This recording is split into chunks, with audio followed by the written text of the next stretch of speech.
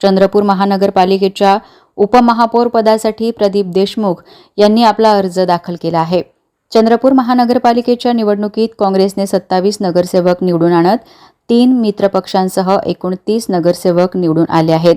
आज चंद्रपूर महानगरपालिकेच्या उपमहापौर पदासाठी चंद्रपूर महानगर आघाडीकडून प्रदीप देशमुख यांनी अर्ज दाखल केलाय।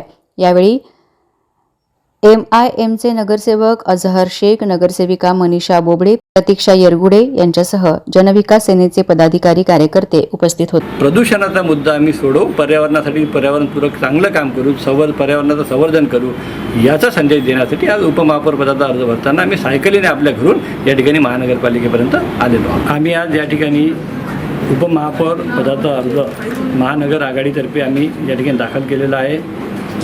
आमच्या महानगर आघाडीचे 4 नगरसेवक आहेत, 4 सदस्य आहेत। त्यासोबतच वडगाव प्रभागातून आमच्या उमेदवारांनी 2 वेळा महापौर आलेल्या उमेदवाराला हरवले, एका दुसऱ्या उमेदवाराने माजी नगराध्यक्ष असलेल्या उमेदवाराला हरवले। त्यानंतर मी स्वतः 2500च्या लीडने निवडून आलो। संपूर्ण शहरातील प्रभागातील लोकांनी स्वतःहून आमचा प्रचार केला आणि एकोरी प्रभागातून एका दिग्गज उमेदवाराला पराभूत करून आमचे सहकारी एक निवडून आलेले आहेत MIMचे।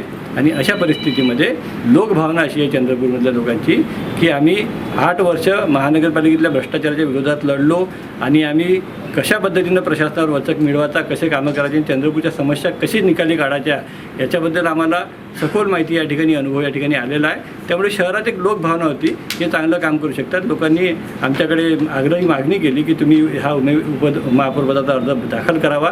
तसा तो आम्ही दाखल केला आणि आता काँग्रेस आमच्या आघाडीचे अजूनपर्यंत महापौर उपमहापौर ठरलेले नाही आहे। त्यामुळे चांगल्या लोकांच्या हाती आमचं असं मत आहे की आमच्या आघाडीनं आमच्यापेक्षा, माझं स्वतःचं एज्युकेशन BE मेकॅनिकल आहे, माझ्यापेक्षा जास्त शिक्षित, महानगरपालिकेचा जास्त अनुभव असलेला, जास्त घोटाळे उघडकीस आणलेला, लोकांसाठी जास्त झटलेला अशा पद्धतीचा उमेदवार जर आघाडीनं दिला तर आजही आम्ही थांबायला तयार आहोत। पण आमच्यापेक्षा सक्षम उमेदवार मिळत नसेल तर आमचा दावा आम्ही कायम ठेवू आणि आम्ही मागणी करू की ज्या पद्धतीनं आम्ही महापौर पदासाठी काँग्रेस आघाडीला समर्थन देत आहोत, उपमहापौर पदासाठी आम्हाला आशा आहे आघाडी धर्माचं पालन ते पण करतील आणि आम्हाला उपमहापौर पदासाठी मतदान करतील अशी आम्हाला अपेक्षा आहे।